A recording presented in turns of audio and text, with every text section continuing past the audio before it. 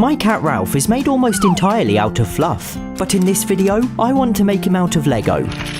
Recently, I've become kind of addicted, building a Lego railway around my entire house, and combining 10 Lego roller coasters into one ginormous one. But both those projects were easy. I could make it up as I went along, but now I was trying to accurately recreate a three-dimensional thing as a Lego model, and I really didn't have a clue where to start.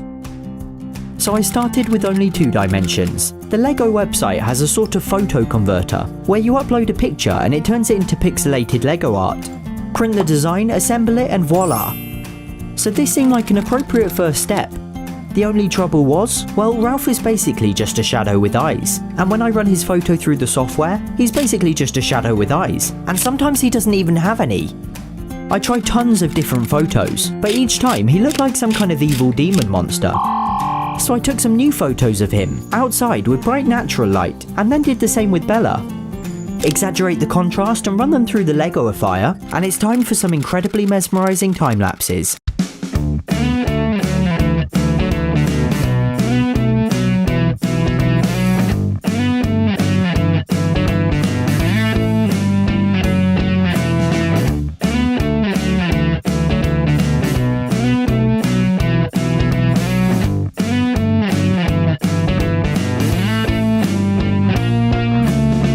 After 4 hours and some now blisteringly sore fingertips, they were complete.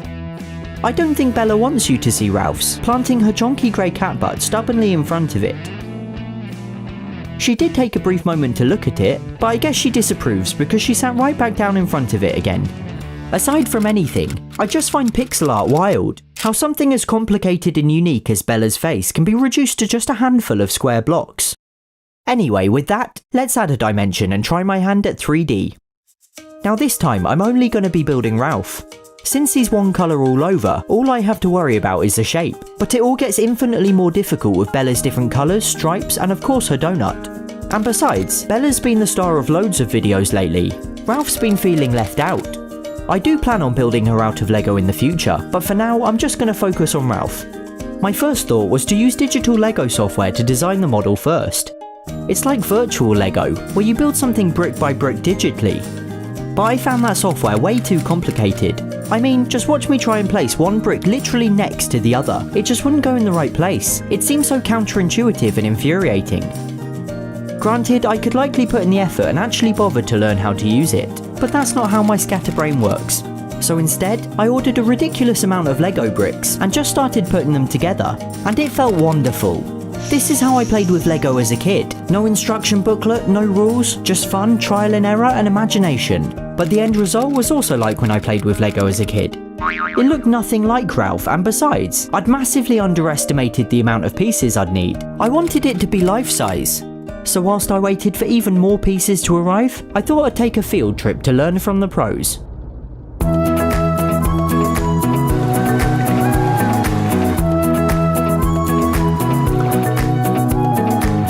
Okay, maybe I was just using this as an excuse to go to Legoland, but they certainly had a lot of Lego models, most of them way bigger than what I was trying to build. How cool is that? And Miniland was incredible too, a Lego-made model village, providing tons of inspiration for future videos. Plus, after all that, I did eventually find a Lego cat. Seeing this was genuinely helpful.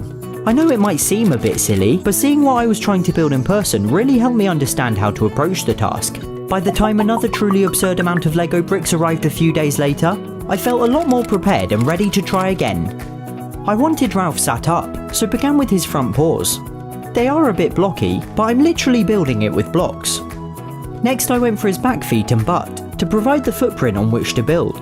I built an extra bit on the right to make his tail, curling round to one side as he usually sits. Now when you see those giant Lego models at Legoland, sorry to ruin the illusion, but they're not entirely made of Lego. They almost always have a steel frame underneath, otherwise they'd simply collapse under their own weight or be way too fragile. Whilst I wouldn't be using a steel frame, I would be using a hidden secret beneath the black exterior, Duplo. Duplo is made by Lego, and a lot of people don't actually realise the two are compatible.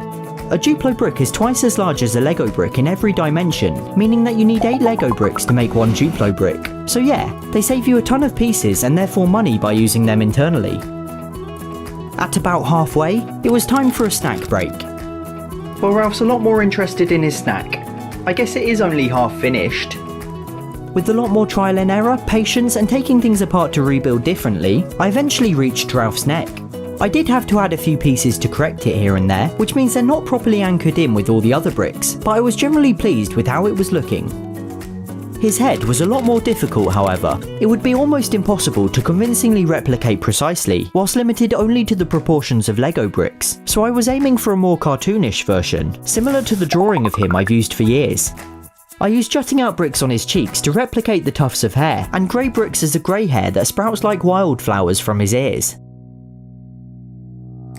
Ralph was finished, or rather, I'm gonna call him Rolf. Ralph and Rolf, isn't that just marvellous? Okay, Rolf's getting dizzy. Time for them to get acquainted. Ralph liked Rolf so much he started licking him to show his affection. I'm kidding, of course. I wish that's what happened, but I had to bribe him with cat yogurt. In reality, he was completely and utterly disinterested, and now my 50-hour Lego creation smells like cat food. I tried in the catio, on the centre platform and the high-up shelf, but once again nada. Oh Ralph, why must you always do this to me? Bella certainly likes Rolf more than she likes the real Ralph, again licking and grooming him, this time without any bribery or persuasion. I'm guessing she could smell some leftover slivery cat residue. Delicious. But she was much happier to sit and pose next to Ralph than Rolf was. I mean Rolf than Ralph was. This is getting confusing. I guess after all that, it's ultimately my opinion that really matters here, and I quite like it. I mean, it's alright. And after having Rolf around for a few days, I found an unexpected side effect. I kept mistaking him for Ralph, like all the time. Each time I'd feel stupid for getting caught out again, but then I would do it again just moments later. I like to imagine Bella keeps getting the two confused as well, but let's be honest, she looks permanently confused anyway, so it's hard to tell.